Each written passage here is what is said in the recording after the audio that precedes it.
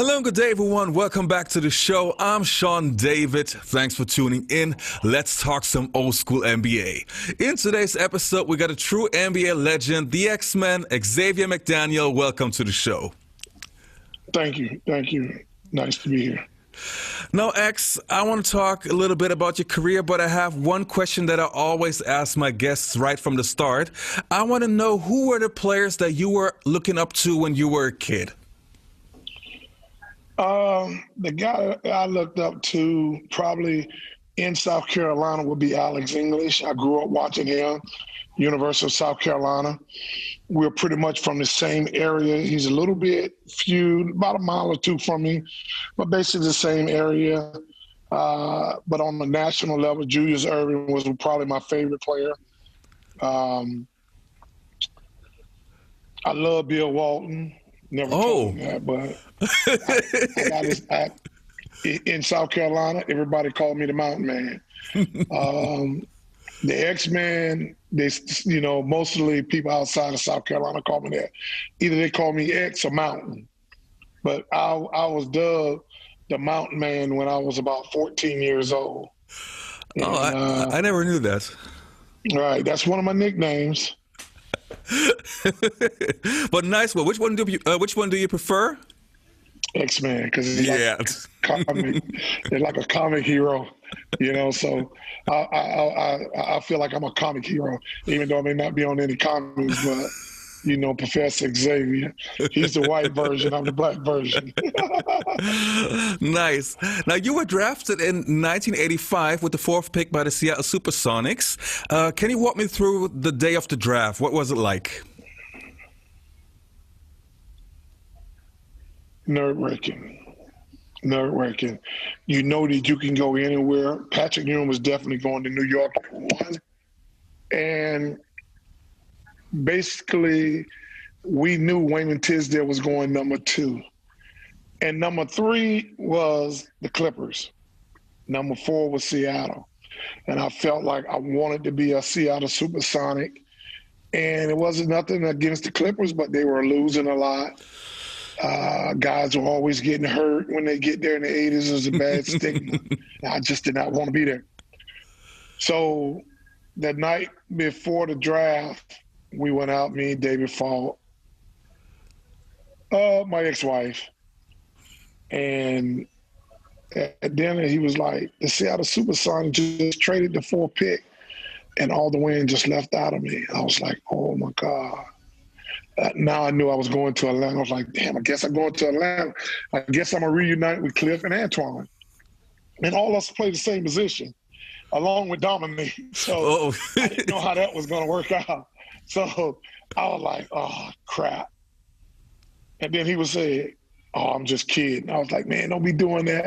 It's just nerve-wracking, man. And when your name is called, it's just like a sign of relief, going to Seattle. And I knew being that #4 pick, I had to come in and I had to do some things to show people that being from Wichita State, I belong and I can be a star in this league.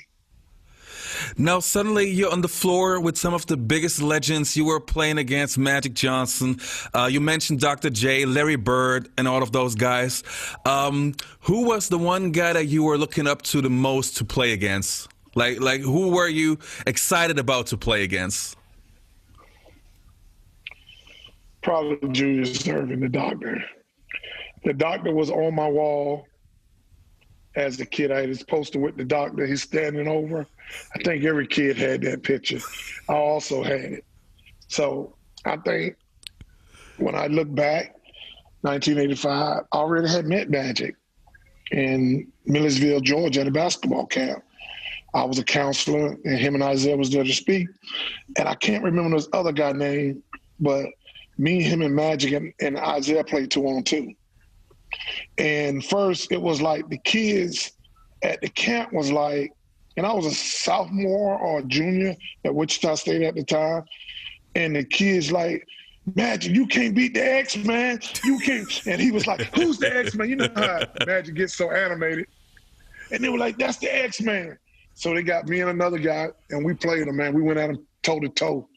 And that was my introduction to Magic Johnson. I play against Alex English every year when I would come home from school and when we would play during the summers and stuff. But I kind of had met Magic then, so it wasn't to look up as much as your childhood idol.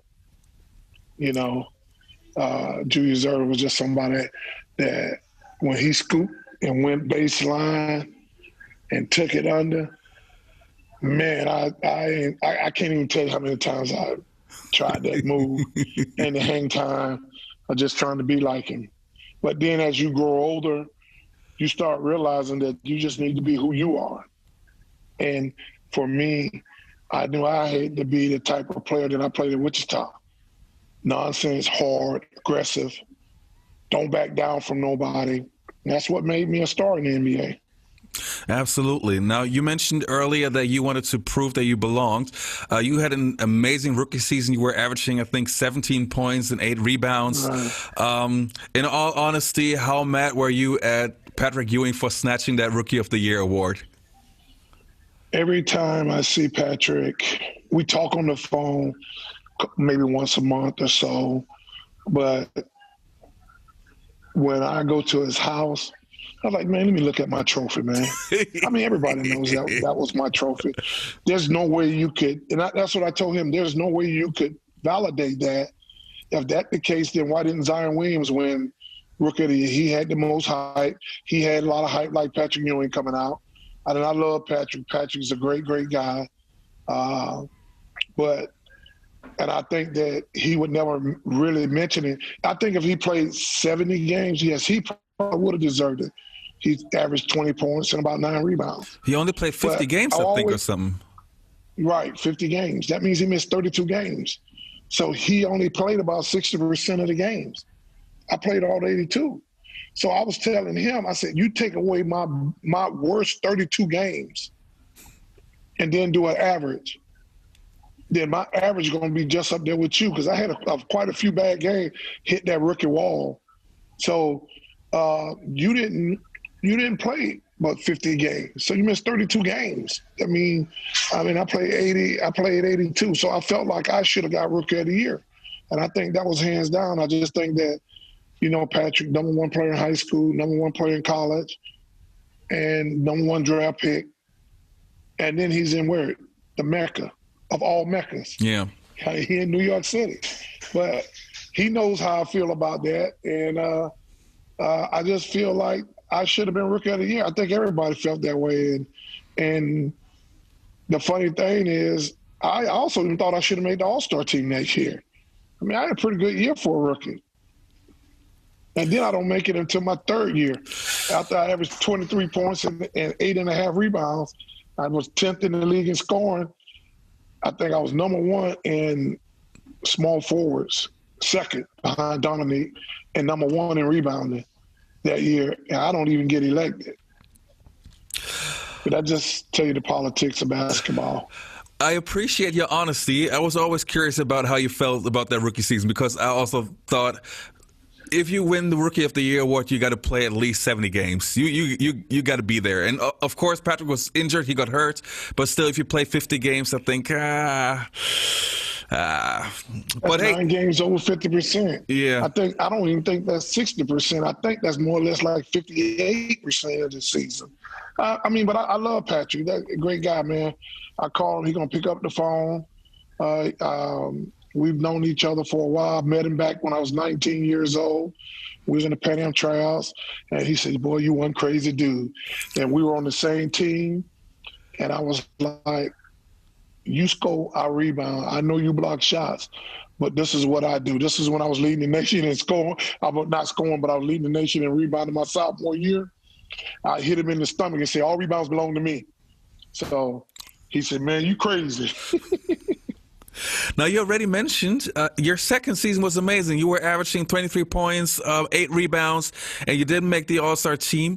But you were up there with the great forwards in the league. You played against Dominique toe-to-toe. You played against Larry. And there's this, I'm sorry that I have to mention that, but there's that one video on YouTube. I think it's... I already know. It's called Larry Bird's Trash Talk Moments, and you tell and you tell a funny story about. Yeah, can you just say it again? You can say it much better than I can, but it's just so funny. Well, they call a timeout, and he was walking, said, "You know, I'm gonna get it right here, and I'm gonna shoot in your face." I said, "I know, and I'll be waiting." And I looked at him, and he came out and said, "I'm gonna shoot this right in your face." And you watch the video, you see me and him just banging, but he bumped me enough to make me lean back just enough, so by the time I recovered, he was able to get it off. And then he looked at me and said, "Damn, I didn't mean to leave." But he said, "Damn, I didn't mean to leave nothing on the clock." And it was like 1 point-something seconds left on the clock. I just looked at him like, this conceited bastard. And I was like, But I mean, Larry's a great trash talker, great player. I just don't like guys who talk and don't back it up. You know, this is the type of guy that he would just talk. You know, I always tell people, I have another story. He was like, one day, we was playing him in Boston. My grandmother, I was into a funk. I wasn't really into the game. And I shouldn't have played that night. My grandmother had just passed. And he scored like 42 points and like 15 rebounds, 12 assists. And my mom, who don't even watch basketball, said, "Damn, I was looking at the sports, and then Larry Bird killed your ass." I said, "Huh?" I said, "I didn't even guard Larry Bird." I said, "Derek McKee guard Larry Bird." So this was like my fourth season. So the next time we were playing him, Bernie Bickerstaff said, "X, you got Kevin McHale." I said, "No, I got Larry Bird."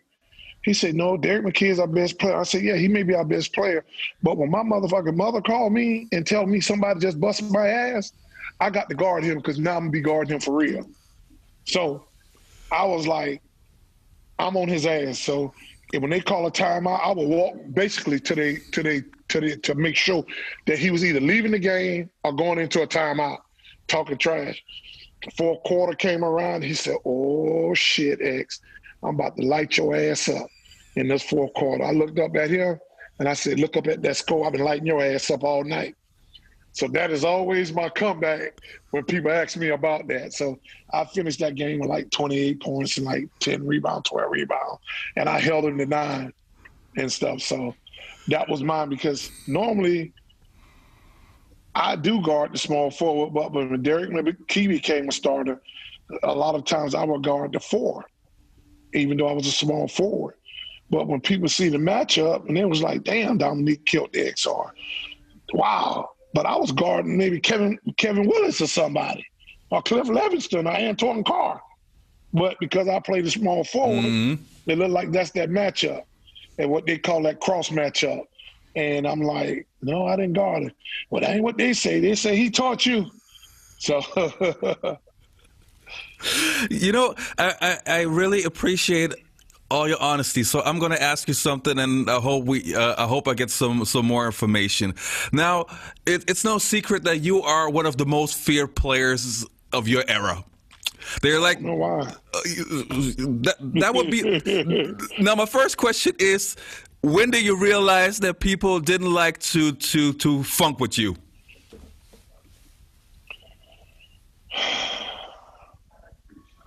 Probably about my second year, or maybe my second year.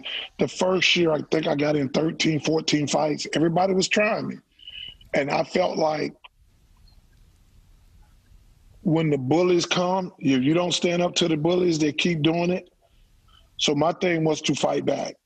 And when I would talk with Ron Thorne, he was like, "X, you got to walk away." I said, "From where I'm from, you don't walk away from people where I'm from." I said, "If you don't stand your ground, they will continue." So by my second year, I didn't get in as many fights because they knew that, hey, this guy going to fight. That's one thing about NBA players. They're going to test to see how far you can go. And if you don't respond back then they're going to keep doing it. Like, I will put it like when Mike was playing and everybody started hitting him out, they realized, oh, this guy's great. And so when they pick up Charles Oakley, then people didn't do it as much because then Oakley would step in. But then when Oakley left, who was that tough guy? Mike had to learn how to play through it. I wasn't playing through it. I was setting the stage that I belong here, but I'm not going to take nobody crap. And if you want to start it, I'm going to finish it. That's my mentality. And if you understood where I came from, you could understand it, because I came from a tough neighborhood, a tough background. I mean, I could have easily been a drug dealer, someone who robs and steals people. But I had good parents that, even though we live in that neighborhood, they held me accountable for every little thing that I did. And so I would be with certain people. My mom would be like, all right, now, they go to jail. We ain't coming to get you. I'm like, I don't do what they do. But, you know, when you got friends and you hanging with them, you know, that loyalty, you know. But I didn't go do the things that they did. And so I just felt like I had to hold my ground when I got to the NBA my first year. I made a lot of money. It ain't as much as these guys made, but in 1985, my average salary was $750,000. I don't think the NBA average was about $300,000 or $400,000 at the time. So the rookie salary was $75,000. Hell, they find guys that now. So I knew that I had to stand up and fight for everything that I wanted. And it probably kept me off the AllStar team, but that's okay. Interesting. Now, who do you feel were some legitimate tough guys in your era? Guys that weren't all talk, but who could really, who would be willing to fight if push comes to shove? Charles Oakley, obviously. Didn't you fight him? I think. Yes, of course, I remember. Yeah. Oh, that's like a match in heaven. Yeah, we were the first people to go into the stands. We were fighting under the basket, into the stands. We were like 4 or 5 rows into the stands fighting. And I remember when I got to New York, we had our team meet, and we were watching a video. At the end of the damn video, Pat Riley put on me and Oakley getting into the fight, and he looked at us and said, "Now we fight together." And me and Oakley have been pretty good with each other since then. Nice. But Mace was tough, Anthony Mason. I tell you, I punched the guy, Calvin Nat. And I felt like he was trying to rough me up. I was about 205 pounds as a small forward in 1985. And I felt like he kept throwing me to the floor. Referee wasn't calling. I just got tired of that shit. And I just like threw some punches and hit him, and he looked at me and shook it off. I was like, oh, shit. I might have messed with the wrong one. And I hit him with some good shots, and he shook it off. And I went walking back. I went a fast walk. I'm not going to say a run, but a fast walk. And I was like, oh, man. They were like, hey, man, that dude right there, man, he tough. I was like, man, I just hit that mug with like, and then I was like, it was Alex English them too. And I got a technical foul, because back then they wasn't suspending you the way they do now for a punch. I got a tech, and I went to eat dinner, and Alex kept telling me, you need to stop all the fighting, dude. And I'm like, man, but they just, people being over aggressive, you know? And so I just felt like that's what I had to do as an individual. But before the game was over, I said, Calvin, hey, man, I just want to apologize for it. Yes. He looked at me and said, no problem. And I was like, I ain't getting back in it with him no more. He slammed me to the floor. I was just going to get up and keep playing. But I thought he was a tough dude. Maurice Lucas is obviously. Oh, my God. Alvin Robertson? Alvin Robinson was pretty tough. But I'm going to tell you, Akeem Olajuwon would punch you. If you hit him the wrong way, he would. But I'm going to tell you a guy that people may not even remember or know, but Clement Johnson for the Philadelphia 76ers. He was the backup center for Philadelphia on that 83 team. He was with me in Sonics. Oh, okay. And me and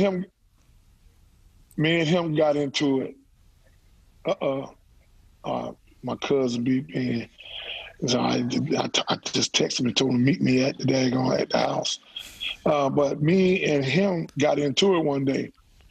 And he was like, "You can fool the rest of these jokers, but I'm gonna show you today." And I was like, and we were like, we was about to fight like the Clash of the Titans, and he wasn't backing down, and I wasn't. They broke us up, and then later on, he was like, "I'm gonna tell you, keep fucking with me, and I'm gonna knock you out." So I knew. I said, "Oh shit, he," but I didn't back down either.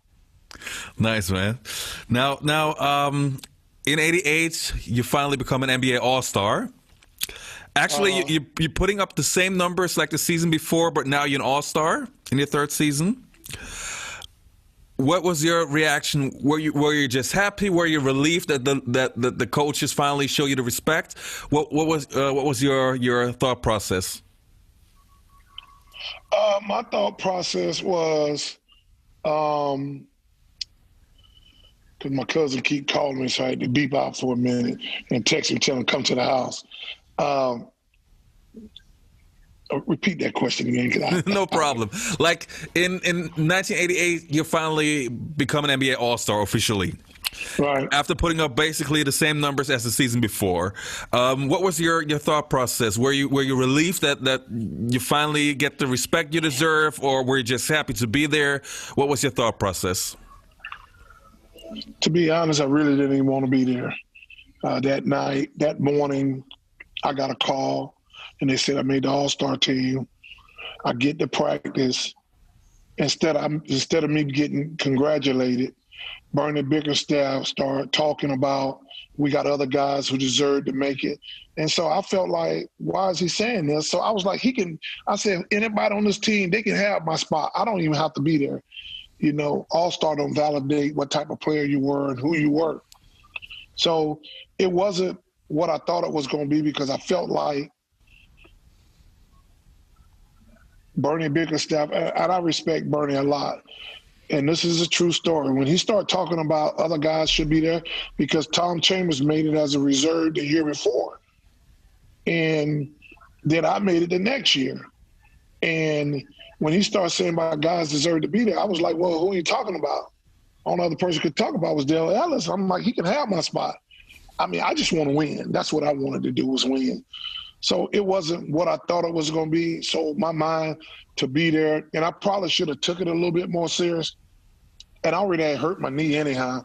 And Pat Riley already knew I hurt my knee, and I needed knee surgery. And I played the whole year on a bum knee that year. So I only played maybe 9 minutes. I told him I didn't even really want to play that much. And after I got in there and I hadn't scored, I told him I need to go back in and at least score. And they called a play for me, and I dunked it. So Keem Olajuwon threw it to me, and I did a two-hand dunk, came right back out. So that don't validate you if you are a 7 or 8 time All-Star, you know. Like myself one time, I think if you look at my numbers, I think I should have easily been 4 or 5 time All-Star. But that wasn't it. But I'm still happy the way my career went. I wish some things would change. I probably wouldn't have played in 1988 All-Star Game. I probably would have sit out if I'd known what I know now. When I hurt my knee in January, I would have went and had surgery in January. I told my meniscus. I told my colleges. I told my meniscus. I told all of my colleges in my knee. And I played from January, mid-January to we lost to Denver in the first round. So I played from January to May with a bum knee, mid-May. I think the 20th or so, they finally beat us. So I played with a bum knee. So if I had to do it all over again, I would have got my knee repaired. So later on in life, and now I've had like 7 or 8 knee surgeries because of that. Oh, man. Now, in 1991, you joined the New York Knicks. Right. And that was at a time where Pat Riley was recruiting basically the toughest guys he could find. like if you take a look at the roster, it's like you look, okay, who are the toughest guys in the league? Okay, let me get Xavier, let me get that guy, let me get that guy.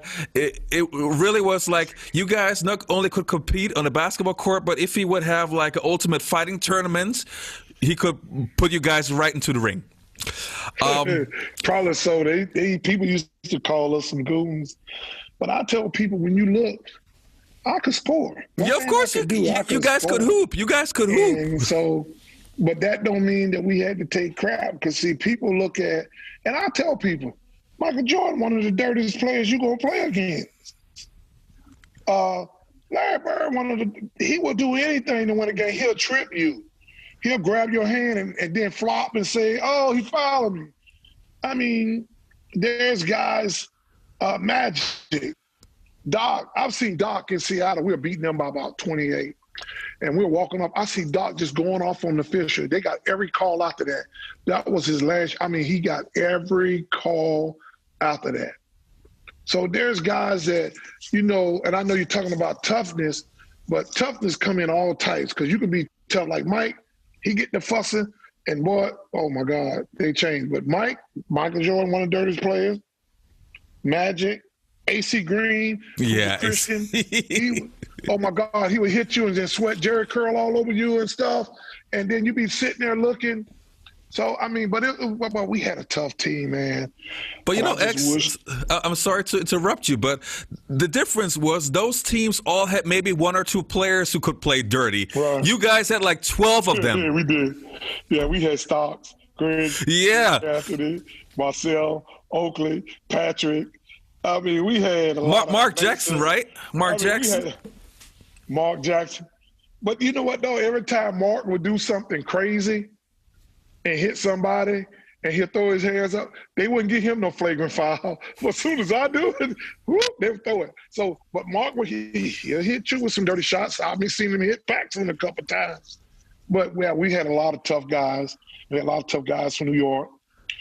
Stocks was from Tulsa, another tough city. You know, myself from Columbia. We had some guys that, when they own, would be owned. But we had some guys that if you want to fight, they will fight too. So, hey, you may win the game, but you ain't going to win the fight. That's what we used to say. You know, one of my all-time favorite playoff series is definitely, I think it was in 92 when you guys were playing against the Bulls. Like, this is the closest how basketball could also be described as war. Like that was insane. And I loved it. I really loved it. And, you know, I'm the biggest Jordan fan there is, okay? And I know you're not the biggest Jordan fan, but hey, I love that man, okay? So having said that. Me and Mike, we cool. It's when we play basketball. I don't even like my mother when I play basketball. So it's just basketball. Off the court is totally different. Okay. On the court. Okay, but you know, I'm a strong believer of that. Part of the reason why Michael Jordan is so great in my books is the kind of competition he had. You know, it takes a great team to show how good the opposing player is.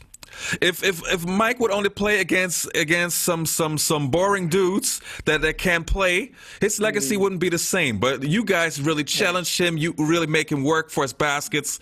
And to be honest, I remember you once said, I don't know if you remember that tape, Airtime, the VHS tape of Michael Jordan's. There's a small part of an interview of you, and you said, "It's why should we back down from the Bulls on Michael Jordan? This is a man's game." And you played like that. You really played like that. Yeah. Well, I think Detroit Pistons more or less started the real physical play and saying that we're going to take the best players out the game and get them frustrated. And I used to always tell Ron Thorne, if y'all don't straighten us out, man, you're going to get a lot of guys hurt and you're going to get a lot of guys wanting to fight every night. And that's what happened. I mean, Detroit Pistons were very physical. I mean, very, very physical. And they had guys that could score. Even Joe Dumars, he come out looking like a choir boy, but he was a dirty player too. Isaiah's the dirtiest of them all, him and Bill Laimbeer. And I was shooting a commercial with Bill Laimbeer. I said, man, I fucking hated you, and I still hate you. And me and him was drinking some beer. After we had about an 18-pack, I said, fuck you. You're all right, white boy, man. You cool with me, man. I said, you ain't as bad as everybody make it seem. And we was doing, I don't know if you remember the IBM commercial back in 2003 or 4. We did, but I got to know Lambert a little bit and stuff, man. And it's, everybody got the same story. At the end of the day, it's basketball, man. It ain't personal. But Detroit started it. And we kind of carried over to what Detroit. We gave Detroit what they were giving everybody. When we knocked them out, yeah. I just tell them, stop whining. Stop whining. Shut the fuck up. I just tell them, shut up. And you know, and Oakley would be saying the same thing. And we beat them at their game. And Chicago, I guess they came in thinking that the same thing was going to happen like they did during the regular season. They didn't know this was a new season. I was under contract. I was for being a free agent that year.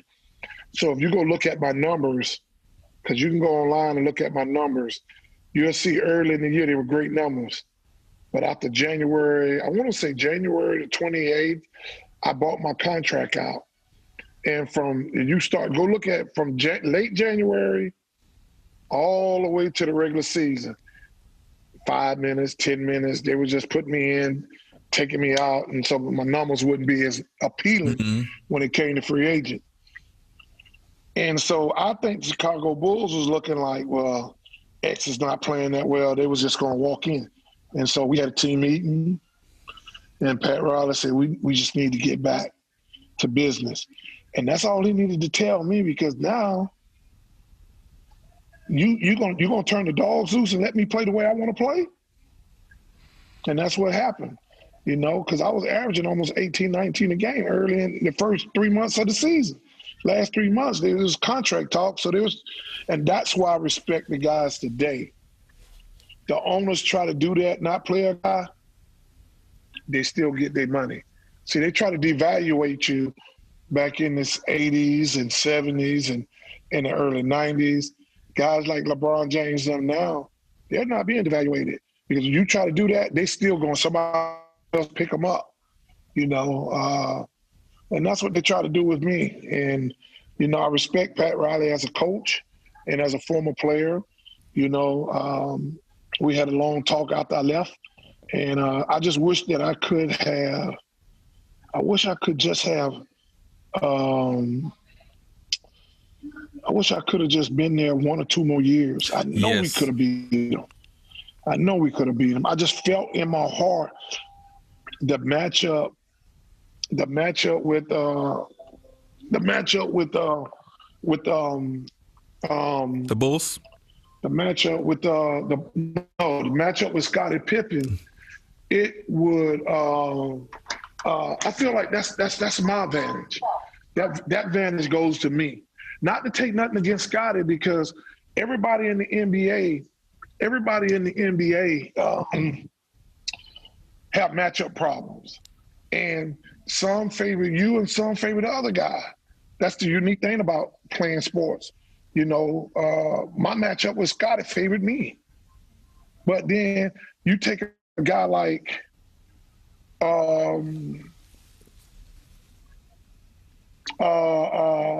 Steve Smith when he came into the league, and I was still scoring. I was in New York, I think I was still in New York.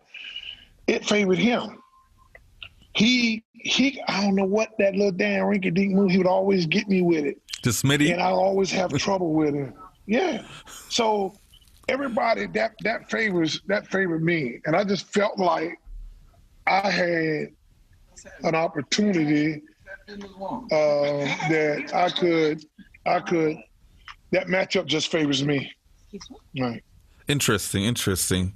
Yeah. Now, after one season, you played for the Boston Celtics, which was the post-Larry Bird era. Right. But you still play with Kevin McHale and Robert Parrish, right? Yes.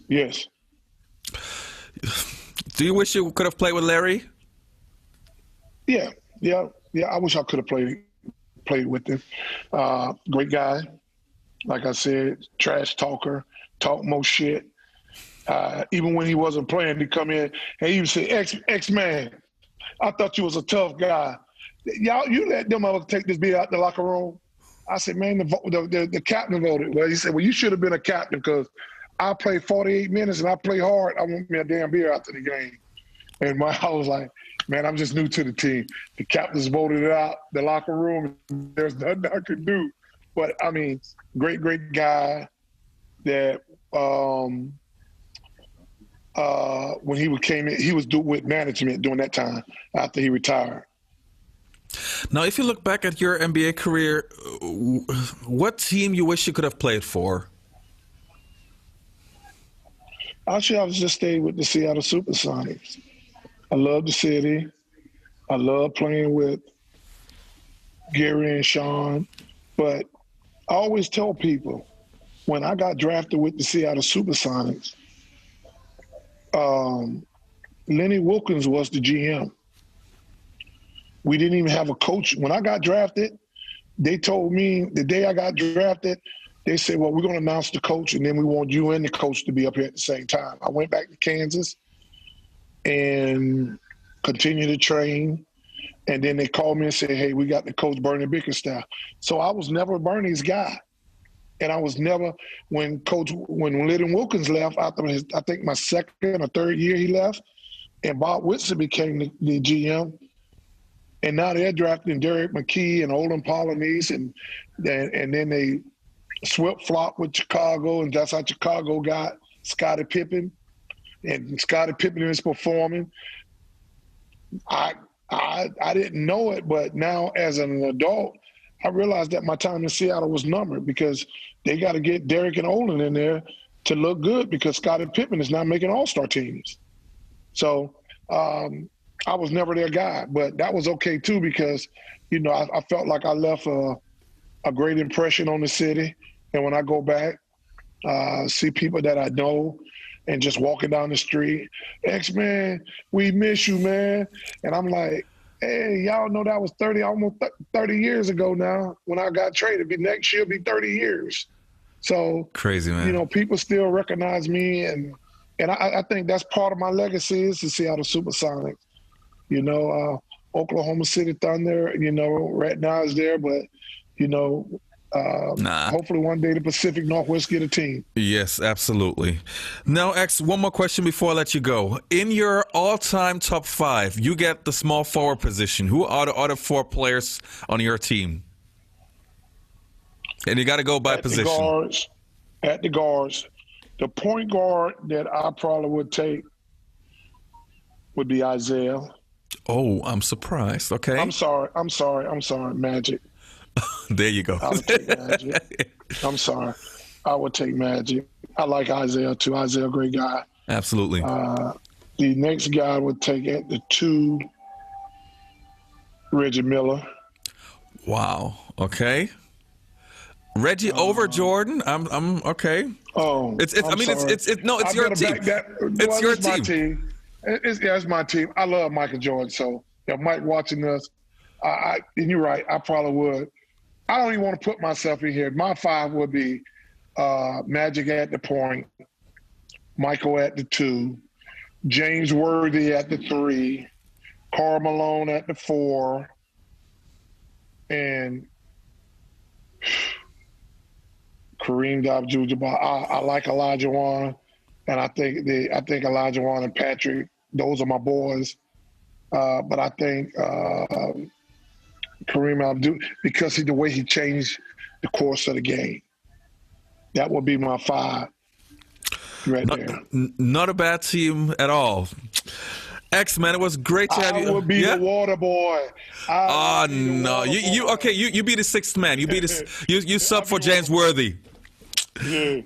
X, it was great to have you on the show, man. I really appreciate it. All right. We have to do it again. Let me know.